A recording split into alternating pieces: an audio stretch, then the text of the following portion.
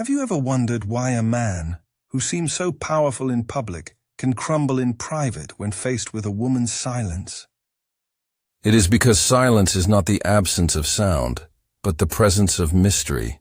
Carl Jung once suggested that the human psyche is tormented most not by what is known, but by what is hidden in the unconscious.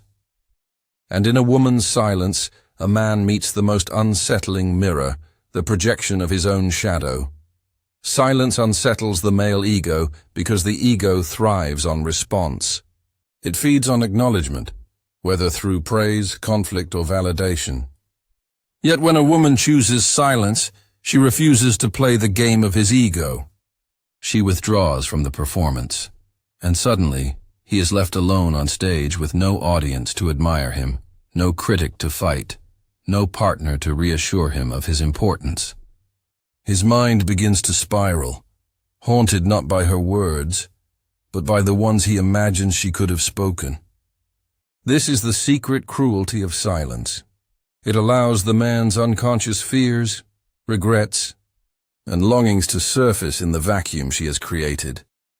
Most men believe they want control over a woman, but in truth, what they fear is her spiritual independence. When she goes quiet, she is no longer playing the role he projected upon her, the lover, the comforter, the mirror of his ego. She has stepped back into herself, into her own sovereign energy, and in that moment, he realizes he never owned her at all. Jung called this the anima, the feminine principle within every man that he both craves and fears. When a woman embodies her silence, she activates this anima in him. He becomes restless, almost addicted to her absence. For in her detachment lies the echo of his own incompleteness. Imagine the torment of a man pacing through his thoughts, rehearsing conversations that will never happen, haunted by the question, what is she thinking? That is the psychological hook of silence. Words can be debated, dismissed, or defended against, but silence has no defense. It lingers. It stretches into the night like a shadow he cannot escape.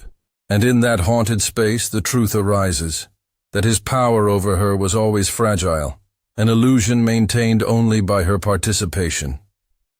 A woman who masters silence does not beg, plead, or argue. She simply lets go of the rope in a game of emotional tug-of-war, and when the rope slips from her hand, the man stumbles backward under the weight of his own pull. This is not passive aggression. This is archetypal power.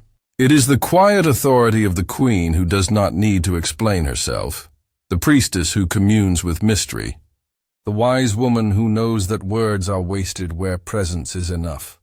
And you, perhaps you have felt this power rising within you before. That strange calm when you stop explaining, stop convincing, stop seeking validation. Notice how in that moment the energy shifts. He leans in unsettled. He sends another message. He tries to provoke you, to awaken the old pattern where you would defend, explain, and reassure. But you do not move, and he feels the haunting. What haunts a man is not merely the silence of the woman before him, but the silence of the mother he never fully separated from, the silence of the feminine principle he cannot control within himself. In your silence, he meets every ghost he has buried, abandonment, inadequacy, rejection, guilt. This is why your absence feels louder than your presence ever did. Carl Jung warned that until the unconscious is made conscious, it will rule our lives, and we will call it fate. A woman's silence forces this confrontation. She does not need to wound him with sharp words. She allows his own shadow to rise against him. He will call her mysterious, cold, detached. But in truth, she has simply stepped into her archetypal power, where she no longer offers her energy cheaply. And this is the paradox. The more silent she becomes, the more he longs for her voice. The more she withdraws, the more his soul aches for her return. Silence awakens his hunger because it mirrors his own emptiness. He is addicted not to her words, but to the silence that makes him feel his own longing. And so, her absence becomes the most intoxicating presence of all. When a woman learns this truth, she ceases to fear abandonment. She no longer anxiously fills the space with explanations or pleas. Instead, she embraces the sacred feminine mystery, the truth that her silence is not weakness but a haunting power. It is the shadowed doorway through which a man confronts himself. And only the woman who understands this can wield it without cruelty, with the quiet knowing that she is no longer bound to prove her worth. Silence becomes more than the absence of words. It transforms into a mirror of the soul. For the man, it is unbearable because it strips away the distractions he clings to. He is used to noise, to arguments, to reassurance. He thrives on the exchange of words, whether tender or hostile, because words give him the illusion of control. But when silence enters, control vanishes. He is left with himself, with his rawest fears echoing in the void she has created. Jung understood this dynamic when he described projection, the unconscious act of placing one's inner chaos upon another. A man projects onto a woman not only his desire but also his fear, his unmet needs, his hidden wounds. And when she goes silent, she stops carrying those projections for him. They collapse back into his own psyche, and the weight of them feels unbearable. This is why some men chase women who have withdrawn, not because they love purely, but because their psyche is desperate to reclaim the vessel that once held their projections. He does not necessarily miss her, but the relief she once gave him by playing the role of his unconscious mirror. In silence, that relief is gone. Now he must face himself, and very few men have the courage for that confrontation. For the woman, silence is not emptiness, but fullness. It is the fullness of her own presence, her own essence, unshaken by the need to prove or persuade. Here lies the paradox that unsettles him. Silence looks passive on the surface, but in truth, it radiates tremendous power. It carries the weight of restraint, the elegance of mystery, the strength of someone who refuses to give away her energy recklessly. She becomes untouchable not because she hides, but because she embodies presence without explanation. Imagine him lying awake at night, scrolling through his mind for answers, trying to decode her silence like an unsolvable riddle. He replays old conversations, searching for clues.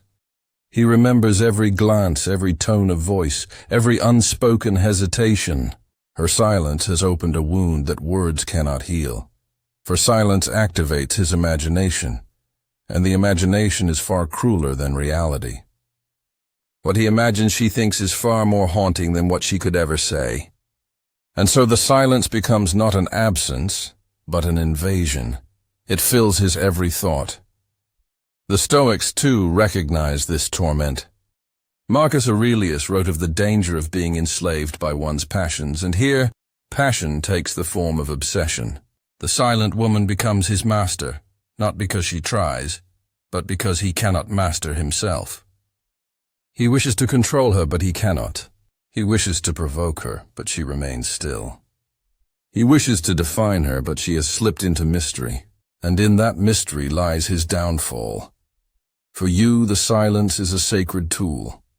It is not the silence of suppression, not the silence of fear, but the silence of choice. It says, I will not waste my breath where it is not valued. It says, my presence speaks louder than my arguments ever could. It is the silence of the queen who does not descend into petty conflict, the empress who sits in stillness while others unravel around her. Notice how his ego stirs in the vacuum. He begins to test boundaries, sending subtle signals, creating drama, seeking any crack through which your voice might slip. But if you remain sovereign in your silence, he will come to learn the truth, that his control was never real, that his authority over you was a story you no longer agree to tell. Silence is the language of detachment, and detachment is the essence of feminine power. This does not mean the woman becomes cold or unfeeling. True silence is warm with presence, charged with energy, alive with mystery. It does not push away. It simply refuses to cling. It allows what is weak to collapse on its own weight, and what is strong to reveal itself without force. In Jungian terms, this is individuation, the process of becoming whole, no longer defined by external validation, but by inner alignment. A woman who practices silence is not rejecting the man. She is reclaiming herself. She is withdrawing her energy from his ego's theater and returning it to her own center.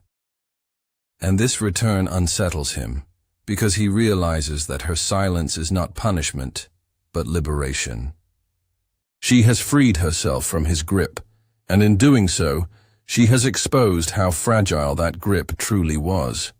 Now he must face the abyss within himself, the loneliness, the insecurity, the unhealed wounds he once avoided by drowning in her attention. Silence unmasks him. The man begins to sense that silence is not emptiness, but an abyss into which his own illusions fall. He feels the weight of it in his chest, the strange unease that lingers when a woman no longer plays the game of words. He asks himself questions he cannot answer. Why is she not speaking? What does she know that I don't? Has she already left me in her mind? These questions torment him more than any insult or accusation could, because silence offers no closure. It leaves him suspended in uncertainty, and the human ego would rather face open conflict than endure that timeless void. Carl Jung would have called this the confrontation with the shadow. The shadow contains everything a man wishes to deny: his jealousy, his weakness, his fear of abandonment, his hunger for control. When she goes silent, the shadow rises. He projects it outward at first, calling her cruel, cold, manipulative. But eventually, if he dares to look deeper, he realizes that the silence does not belong to her. It belongs to him. She has only reflected what was already hidden inside his soul.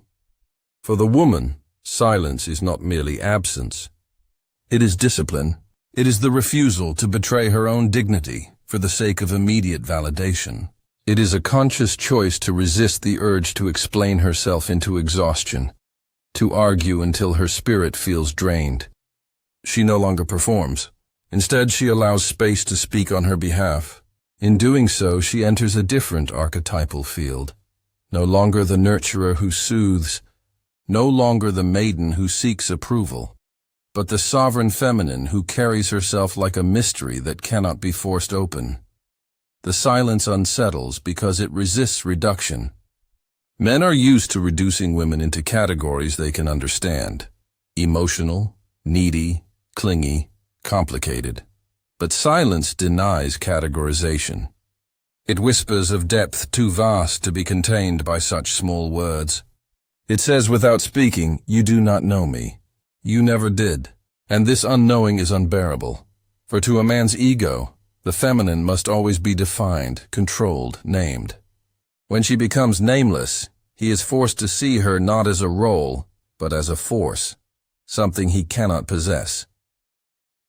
The Stoic philosophers warned against attachment to what lies beyond one's control. Epictetus taught that the root of suffering is the desire to control that which belongs to another. The silent woman embodies this lesson in living form. She teaches him through absence that his power over her was never real. He can demand, but she does not answer. He can accuse, but she does not defend.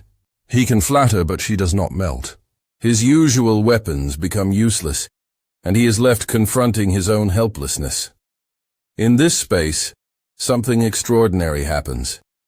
The silence begins to alchemize. It no longer serves as merely a tool of distance. It becomes a mirror of truth.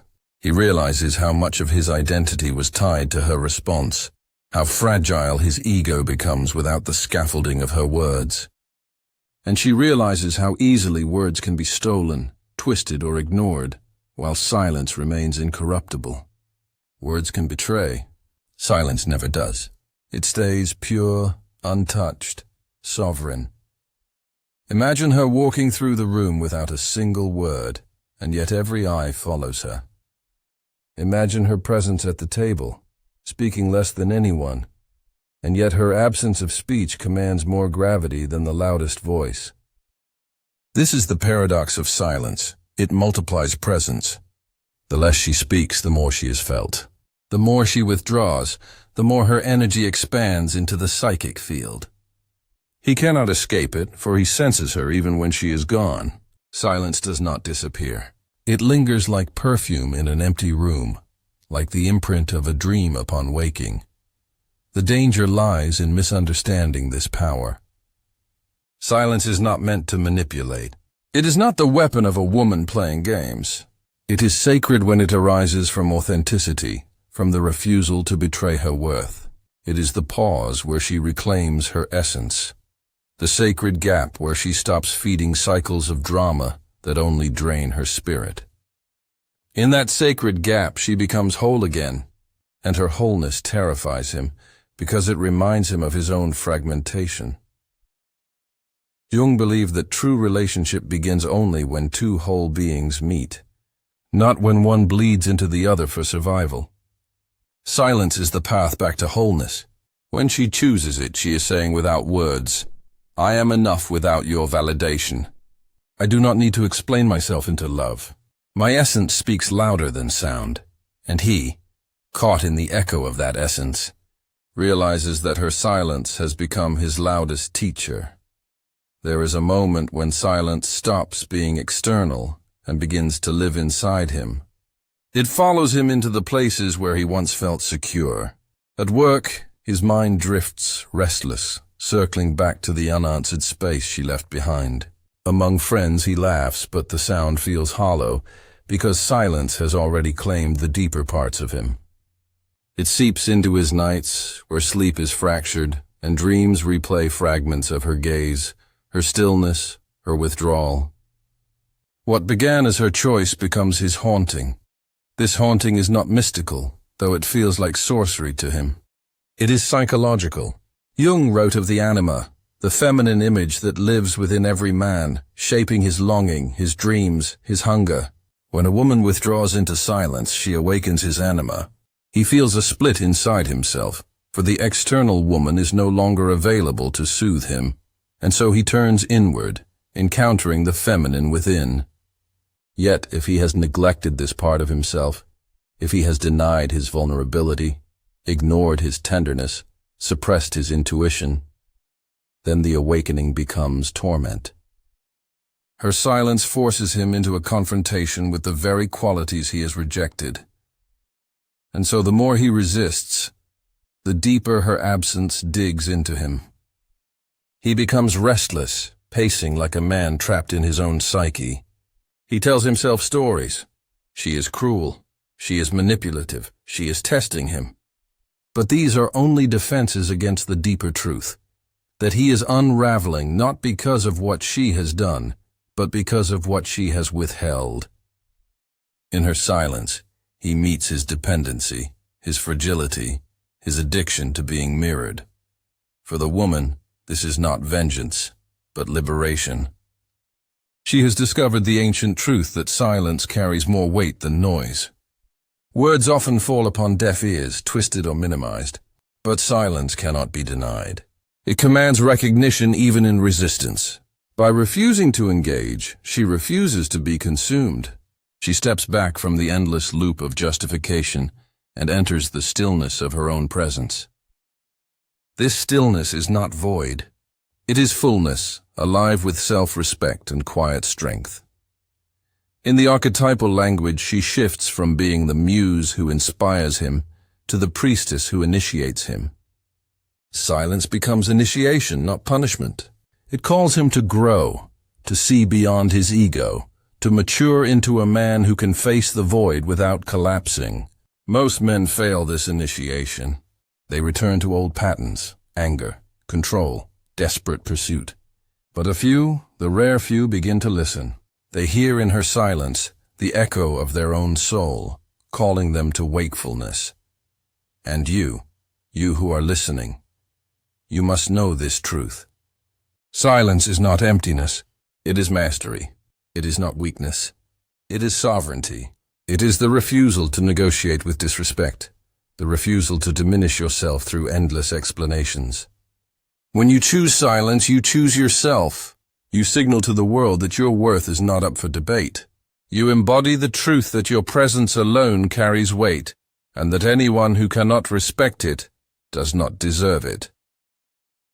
Notice what happens in the dynamic when you embrace this power. He leans forward. He sends messages, questions, provocations. He tries to fill the void with noise, but your stillness remains unshaken. The more he pushes, the more the silence expands, until he is no longer battling you, but battling his own mind. This is why it haunts him, because silence turns the battlefield inward. The Stoics would have understood this power well. Seneca taught that true strength is calm, not fury. The woman who remains silent practices Stoic wisdom in its purest form. She does not react.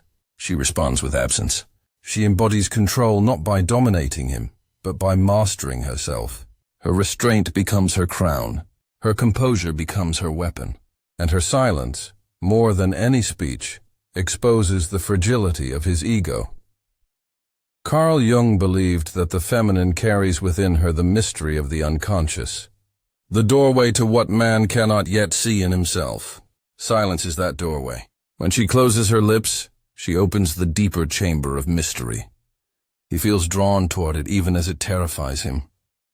For in that chamber lies the truth of his dependency, the ache of his incompleteness, the haunting of his unhealed wounds. And though he may resent it, he cannot look away. Her silence has become his mirror. It shows him not what he wants to see, but what he most needs to confront. And while he wrestles with the ghosts it summons, she rests in the freedom of knowing she no longer has to carry his battles for him. The haunting deepens as silence stretches across time. What began as a pause grows into a presence of its own, like a shadow cast across his days. The man may attempt to drown it out with distractions, new conversations, fleeting pleasures, the noise of the world, yet her silence follows him, subtle but unyielding. It clings not because of manipulation, but because the psyche clings to unfinished stories. The lack of words becomes a mystery his mind cannot let go of, for the human soul is more tormented by ambiguity than by painful truth. This is why silence holds such intoxicating power. It refuses to resolve the story on his terms. It leaves the ending unwritten, and the unwritten consumes him more than the spoken ever could. He replays every moment they shared, combing through details he once ignored, now desperate for meaning. Was her laugh sincere? Did her eyes hold disappointment? Was her touch already fading? In silence, memory becomes magnified. The smallest gestures return as riddles, and he spirals deeper into obsession. Jung taught that what we suppress will eventually surface in distorted form. When she goes silent, she withholds the easy release of argument or reassurance, forcing him to meet his suppressed emotions. The anger he hides beneath confidence, the fear behind his bravado, the grief behind his detachment, all emerge. Silence is the great unmasker. It exposes him not through confrontation, but through absence. It makes visible the inner fractures he has spent years disguising.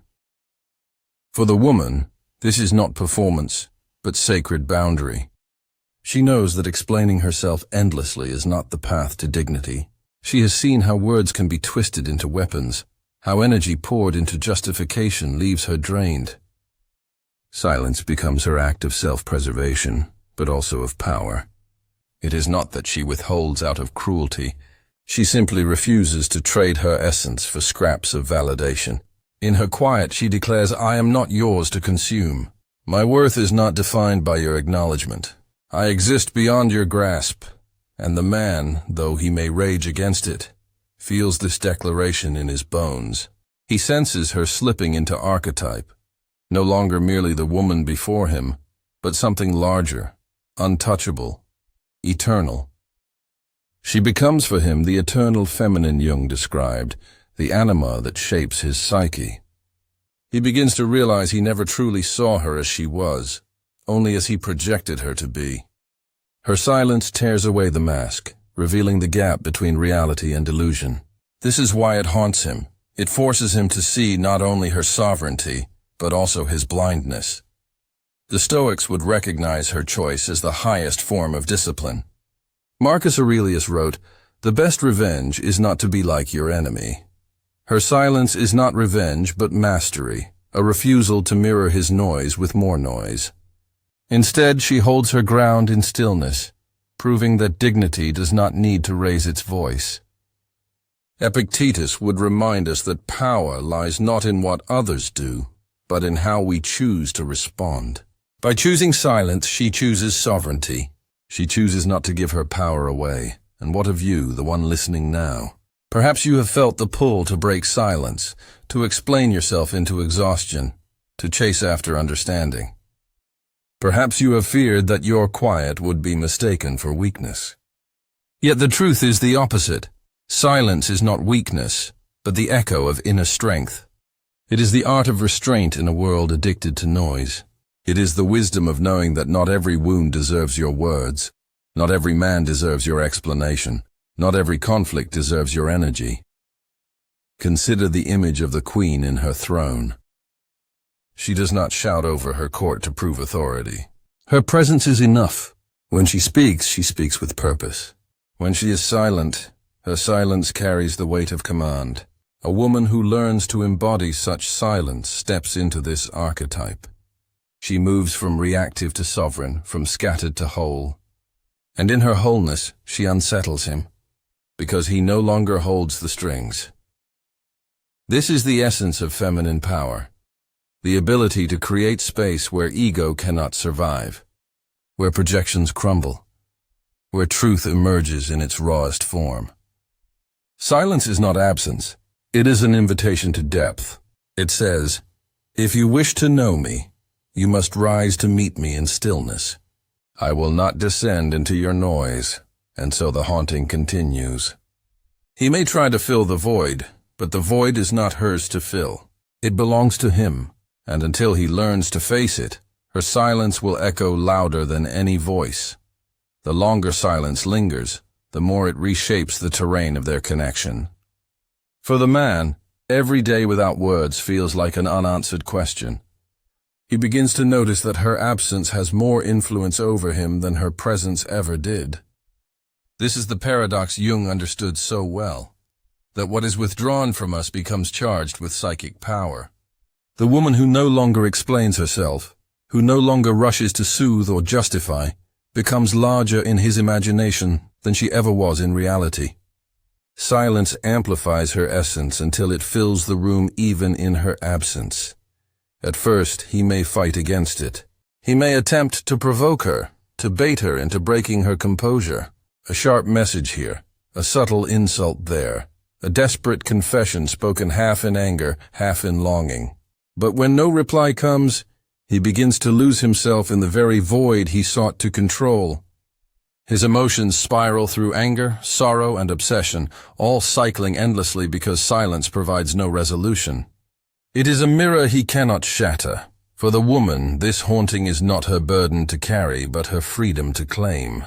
Silence marks the boundary where her dignity begins. Words given to the undeserving only diminish her. When she holds her tongue, she protects her essence. She refuses to turn her soul into spectacle. Her quiet is a sanctuary, and only those who approach with reverence may enter. This is why silence radiates mystery, because it reveals nothing to those who come without honor. Jung would say she has stepped into individuation, the process of becoming whole by integrating her shadow, reclaiming her energy, and no longer depending on the projections of others. Silence is the ritual of this reclamation. It breaks the cycle of performing for external validation. It dissolves the urge to be understood by those unwilling to understand. It centers her not in his gaze, but in her own. And once she has tasted this sovereignty, no amount of pleading or pursuit can make her surrender it again. The man feels this shift viscerally. Once he thought her attention was guaranteed, her presence assured. Now he feels the abyss between them, and it terrifies him. It is not simply that she is quiet. It is that she has become untouchable. She does not plead, she does not chase, she does not bend. In her silence, she becomes elemental, like water that cannot be grasped. like air that cannot be chained, like fire that burns without permission. She has stepped into the timeless feminine archetype, the one who does not explain, but simply is. Imagine him walking through the city, surrounded by noise and distraction, yet still feeling her silence like a shadow at his back. Imagine him speaking to others, yet every word tasting hollow because it does not carry the gravity of her absence. This is the haunting Jung spoke of. The anima rising within, the feminine principle confronting him with all he has repressed. He is not haunted by her cruelty, but by her mystery. He is not undone by her words, but by her refusal to speak. And what does this mean for you? It means that silence is not passive. It is active presence. It is the decision to stop feeding what drains you, the courage to hold your center even when provoked, the strength to let the void do its work. When you embody this silence, you do not chase, you do not beg, you do not explain. You allow the other to wrestle with their own shadow while you remain whole. You become both mirror and mystery, teacher and enigma. The Stoics would call this the triumph of self-mastery. To restrain speech when every impulse demands it is to prove that your soul is not governed by external storms. Marcus Aurelius warned that anger enslaves, but composure frees. Your silence is this freedom incarnate. It frees you from entanglement. It frees you from the exhausting battle of convincing. And it frees you from the illusion that your worth depends on how others perceive you. In the end, silence is not about him at all. It is about you.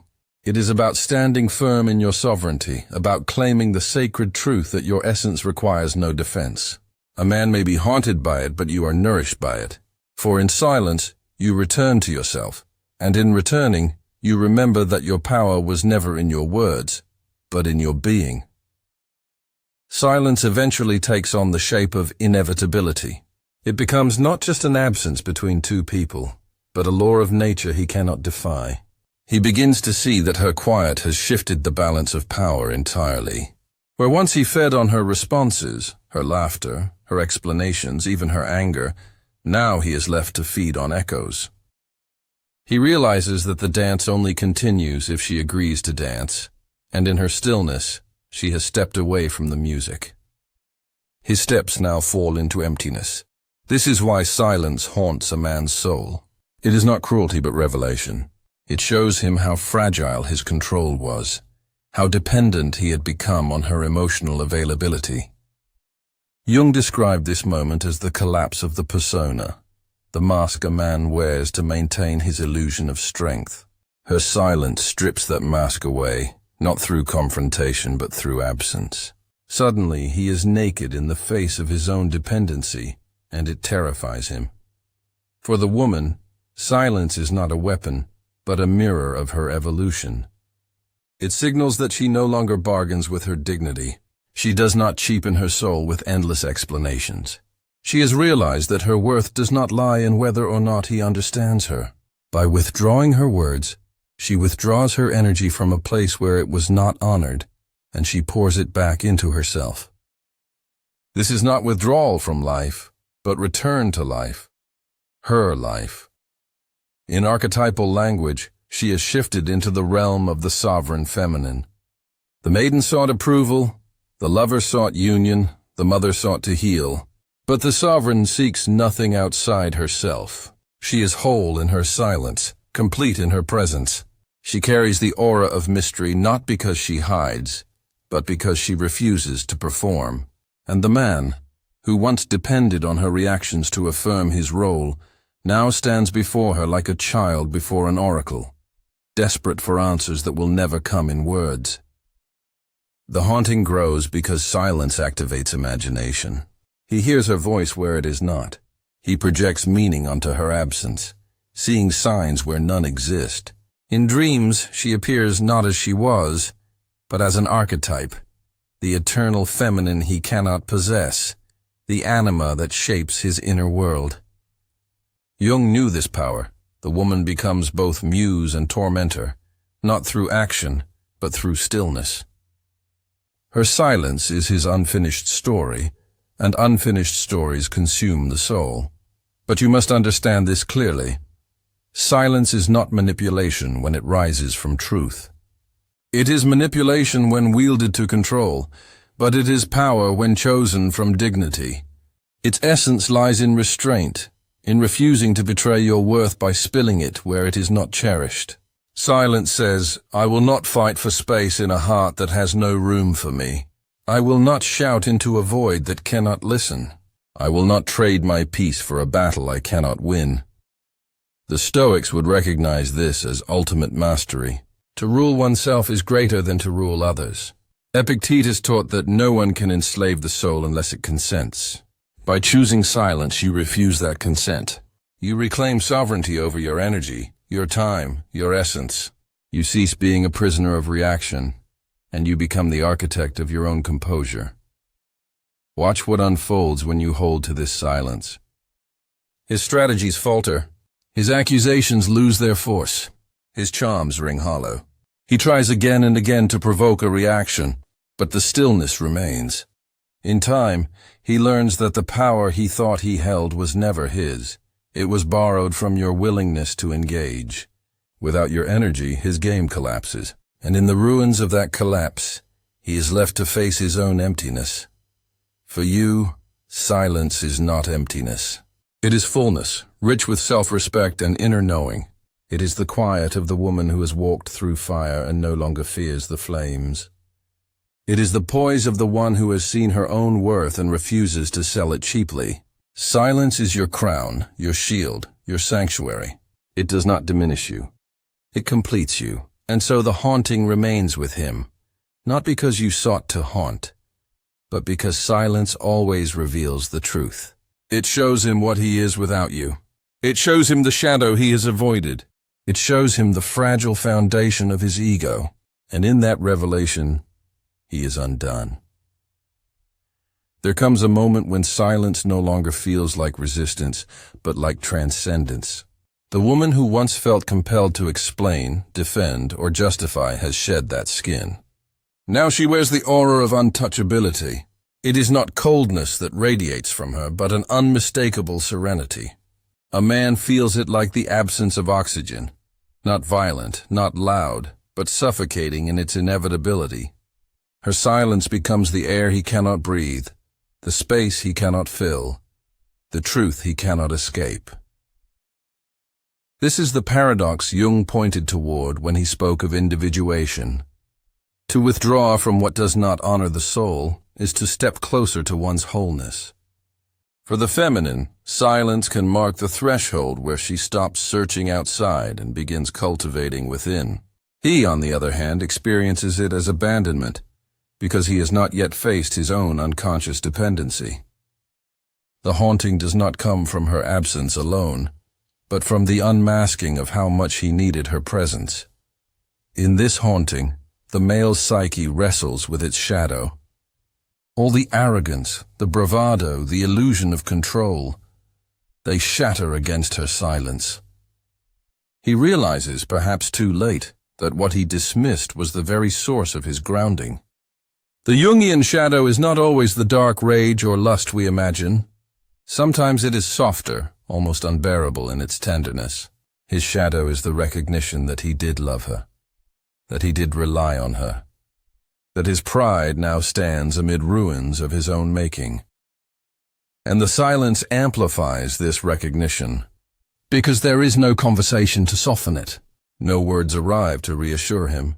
No anger rises to let him believe she still cares enough to fight. Only silence, only stillness, only the sound of his own regrets echoing through his thoughts. He may reach for distractions, but they do not quiet the ache. He may seek validation elsewhere, but it does not soothe the wound. For silence has already shown him the mirror, and once the soul has seen itself, it cannot unsee. For the woman, this silence is not revenge. It is medicine. The world has told her to compromise, to be pleasing, to accommodate. But now, she sees that silence can be a boundary. It says, here I end and you begin. Here is the line you cannot cross. Here is the space where I choose peace over chaos, dignity over desperation. In the Stoic tradition, this is not avoidance but virtue. Marcus Aurelius wrote, "You have power over your mind, not outside events." Silence is the embodiment of this truth. She withdraws her energy not because she is weak, but because she is sovereign over her inner kingdom. Notice how men respond differently to this sovereignty. Some retreat, unable to bear the mirror of their own inadequacy. Some rage, mistaking silence for rejection rather than recognition. And some, though rarely, awaken. They begin to see that what they lost was not merely a woman, but the feminine principle itself, the living presence that brings balance to the masculine psyche. In Jungian language, this is the anima, the soul image within every man that guides him toward wholeness. To disregard her silence is to disregard his own path to integration, yet even this awakening, if it comes, does not guarantee her return. Silence is not a test. It is a conclusion she has reached within herself. Sometimes she may allow him back, but only if he comes transformed, no longer a boy needing attention, but a man capable of standing in his own groundedness. If he remains unchanged, the silence stretches into permanence, and she walks her path without looking back. This is the essence of the haunting. Silence is final in ways words never are. Words can be debated, twisted, forgotten. Silence, however, lingers. It does not fade with time. It deepens. It becomes part of his inner landscape, an unfinished symphony replaying in the solitude of his nights.